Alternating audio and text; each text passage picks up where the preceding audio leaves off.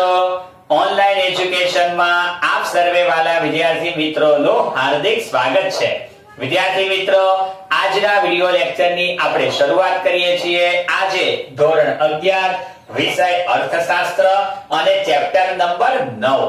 વિદ્યાર્થી મિત્રો, આજના વિડિયો લેક્ચરમાં આપણે એક પ્રશ્ન ભરવાનો છે અને આ પ્રશ્ન સાથે આપણું ચેપ્ટર નંબર 9 અહીં પૂરું થાય છે। તો 9મા ચેપ્ટરના છેલ્લા પ્રશ્ન તરફ જઈએ છીએ। પ્રશ્નનું નામ છે રાષ્ટ્રીય આવક માપવાની ખર્ચની પદ્ધતિ સમજાવો। ફરીથી, રાષ્ટ્રીય આવક માપવાની ખર્ચની પદ્ધતિ સમજાવો। વિદ્યાર્થી મિત્રો, આગળના વિડિયો લેક્ચરમાં આપણે રાષ્ટ્રીય આવક માપવાની ઉત્પાદન પદ્ધતિ, આવક પદ્ધતિ અને આજે ખર્ચ પદ્ધતિ ભણવાની છે। તો ચલો, પહેલું જ વાક્ય કે આ પદ્ધતિ કોના ઉપરથી, તો કે પ્રોફેસર ફિશરની વ્યાખ્યા ઉપરથી વિકસાવવામાં આવી છે। ફરીથી, રાષ્ટ્રીય આવક માપવાની ખર્ચ પદ્ધતિ કોના ઉપરથી, પ્રોફેસર ફિશરની વ્યાખ્યા ઉપરથી વિકસાવવામાં આવી છે। તો પ્રશ્ન થયો, સાહેબ વ્યાખ્યા શું છે? તો ચલો એની વ્યાખ્યા। એક વર્ષ દરમિયાન દેશની ચાર બાબતો, કઈ ચાર બાબતો? વ્યક્તિ, કુટુંબ, પેઢી અને સરકાર। ફરીથી, એક વર્ષ દરમિયાન દેશની વ્યક્તિ, કુટુંબ, પેઢી અને સરકાર ચીજવસ્તુ અને સેવા પાછળ જે કુલ ખર્ચ કરે। ફરીથી, ચીજવસ્તુ અને સેવા પાછળ જે કુલ ખર્ચ કરે તેનો સરવાળો કરીને રાષ્ટ્રીય આવક માપવામાં અથવા મેળવવામાં આવે છે। ફરી રિવિઝન, ચલો વ્યાખ્યાનો શું લખશો? એક વર્ષ દરમિયાન દેશની ચાર બાબતો, વ્યક્તિ, કુટુંબ, પેઢી અને સરકાર। ફરીથી, એક વર્ષ દરમિયાન દેશની વ્યક્તિ, કુટુંબ, પેઢી અને સરકાર ચીજવસ્તુ અને સેવા પાછળ જે કુલ ખર્ચ કરે છે તેનો સરવાળો કરીને રાષ્ટ્રીય આવક મેળવવામાં આવે છે। આ પદ્ધતિમાં બહુ જ મહત્વનું વાક્ય, આ પદ્ધતિમાં આવક ઇઝ ઇક્વલ ટુ ખર્ચ, આ ધારણા રહેલી છે। ધારણા એટલે અપેક્ષા, જેટલી આવક થશે એટલો ખર્ચ થશે।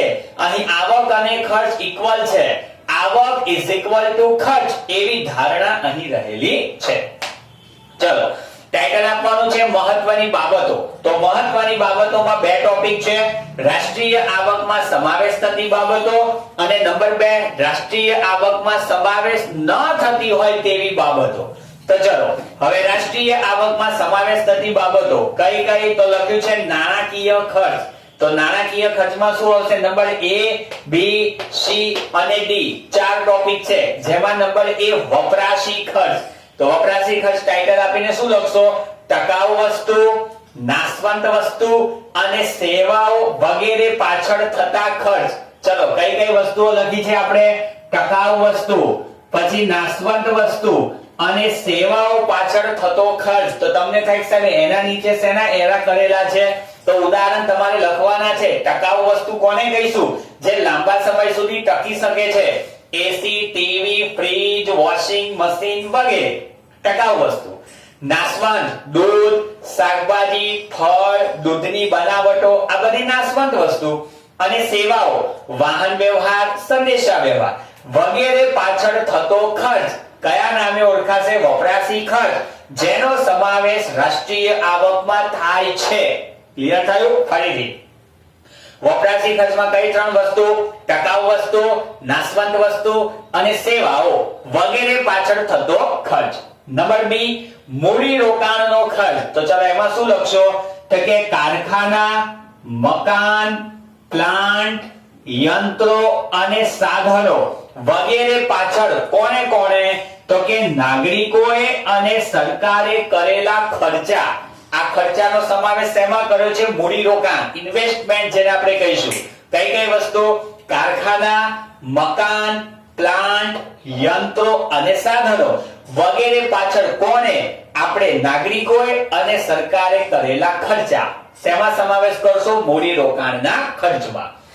નંબર સી, સરકારી ખર્ચ। તો ચલો, ત્રણ પ્રકારની સરકાર, કેન્દ્ર સરકાર, રાજ્ય સરકાર અને સ્થાનિક સ્વરાજ્યની સંસ્થા. તમને પ્રશ્ન થયો સાહેબ કેન્દ્ર એટલે ખબર છે, રાજ્ય એટલે ખબર છે, પણ સ્થાનિક સ્વરાજ્યની સંસ્થા એટલે શું? તો તમને આવડે જ છે. ગ્રામ પંચાયત, તાલુકા પંચાયત, જિલ્લા પંચાયત, નગરપાલિકા, મહાનગરપાલિકા, આ પાંચેયનો સરવાળો જવાબ શું છે? સ્થાનિક સ્વરાજ્યની સંસ્થા. એટલે ટૂંકમાં કેન્દ્ર સરકાર, રાજ્ય સરકાર અને સ્થાનિક સ્વરાજ્યની સંસ્થાએ કરેલા કયા વપરાશી ખર્ચ, મૂડીરોકાણ ખર્ચ અને વહીવટી ખર્ચનો સમાવેશ થાય છે.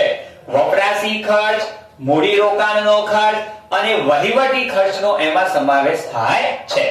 ચલો નંબર ડી, ચોખ્ખી નિકાસ. જો વાક્ય શું લખ્યું છે? ચોખ્ખી નિકાસ. બહુ અદ્ભુત સમજવાનું છે. જો વિદેશી વસ્તુઓનો આયાતી ખર્ચ, વસ્તુ સમજો, વિદેશી વસ્તુઓનો આયાતી ખર્ચ એ દેશનો શું છે? ખર્ચ છે. ચલો હું તમારી પાસેથી વસ્તુ મંગાવું છું એટલે મેં આયાત કર્યો છે, તો મારે શું કરવું પડશે? ખર્ચ કરવો પડશે. અમેરિકામાંથી આપણે વસ્તુ મંગાવીએ છીએ તો આપણે શું કરવું પડશે? ખર્ચ. વિદેશમાંથી થયેલો આયાતી ખર્ચ એ દેશનો શું છે? ખર્ચ છે. તો ચલો દેશનો ખર્ચ છે, આપણે ખર્ચ કરીશું તો અમેરિકાને શું થશે? આવક થશે. આપણે વસ્તુ મંગાવી છે એટલે આયાત, પણ અમેરિકાએ વસ્તુ મોકલી છે એટલે નિકાસ. તો જુઓ વિદેશી નિકાસ માટેનો ખર્ચ એ વિદેશી શું છે? ખર્ચ છે. જો શું કહે છે? નિકાસ માટેનો ખર્ચ એ વિદેશી ખર્ચ છે. અમેરિકાએ વસ્તુ આપણને મોકલાઈ, એને નિકાસ કરી છે, તો એના માટે એને જે ખર્ચ થયો એ એનો ખર્ચ છે ને, આપણો કોઈ ખર્ચ નથી, એટલે વિદેશી ખર્ચ. બીજી ઉદાહરણ દ્વારા તમને સમજાવું. ધારો કે તમે દુકાનદાર છો, હું કસ્ટમર છું, હું તમારી પાસેથી ટીવી મંગાવું છું, મેં આયાત કરી છે તો મારો ખર્ચ છે. હવે ટીવી તમે મારા ઘરે મોકલાવો છો અને મોકલાવવા માટે તમે એને પેકિંગ કરશો, તમે એને વ્યવસ્થિત સાચવીને રિક્ષામાં કે વગેરે મારા ઘરે મોકલાવશો, એ તમારો ખર્ચ છે. સમજાય છે ને? એટલે ફરીથી વિદેશી વસ્તુનો આયાતી ખર્ચ એ દેશનું ખર્ચ છે અને વિદેશી વસ્તુનો નિકાસી ખર્ચ એ વિદેશી ખર્ચ છે, અને આ બંને વચ્ચેનો તફાવત એ દેશની ચોખ્ખી નિકાસ કહેવાય છે. તો વિદ્યાર્થી મિત્રો, આ પહેલો ટોપિક રાષ્ટ્રીય આવકમાં સમાવેશ થતી બાબતો. કઈ બાબતો?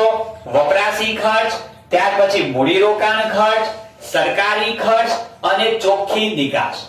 હવે ટાઇટલ આપવાનું નંબર 2, રાષ્ટ્રીય આવકમાં સમાવેશ ન થતી હોય તેવી બાબતો. તો ચલો નંબર 1 જે અગાઉ આપણે ચર્ચા કરેલી છે, સેકન્ડ હેન્ડ વસ્તુ પાછળનો ખર્ચ. સેકન્ડ હેન્ડ વસ્તુ એટલે શું? જે વસ્તુનો એક વખત ઉપયોગ થઈ ચૂક્યો છે, એનું ફરીથી મૂલ્ય ગણાતું નથી.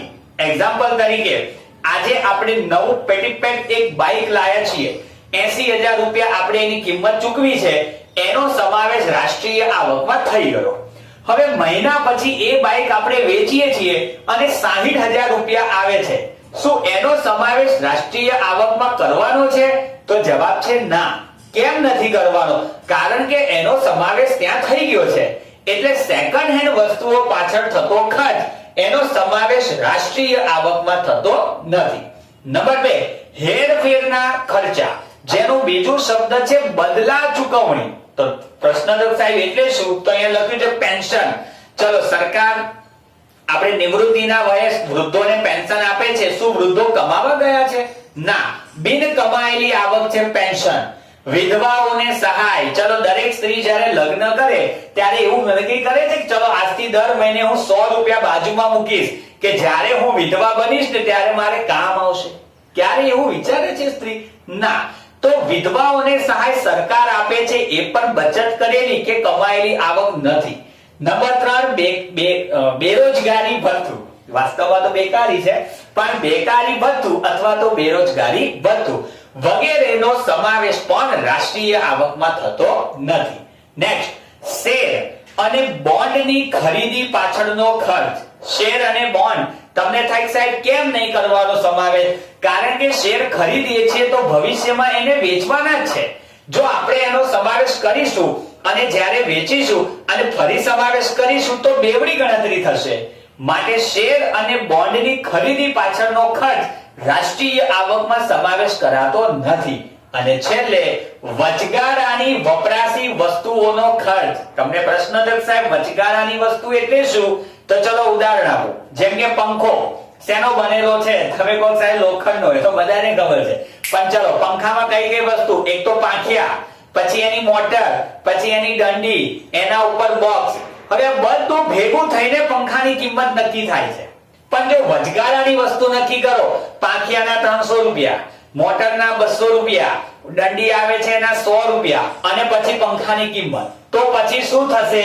બેવડી ગણતરી. તો એ ગણતરીને આપણે શું કરવાની છે? ટાળવાની છે. એટલા માટે માત્ર પંખાનું મૂલ્ય ગણવું, વચગાળાની વપરાશી વસ્તુઓનો ખર્ચનો સમાવેશ રાષ્ટ્રીય આવકમાં થતો નથી. તો વિદ્યાર્થી મિત્રો, આ થયો તમારો પ્રશ્ન. રાષ્ટ્રીય આવકને ગણવાની ખર્ચની પદ્ધતિ. આ પ્રશ્ન સાથે આપણો વિડિયો લેક્ચર અને આપણું ચેપ્ટર નંબર 9 અહીં પૂરું થાય છે. તો સરસ રીતે આખા પ્રશ્નનું રિવિઝન કરજો, સરસ રીતે એને તૈયાર કરજો. તૈયાર કર્યા પછી જોયા વગર એક વખત એને લખજો. આપનો દિવસ શુભ રહે, મંગલકારી રહે. અસ્તુ.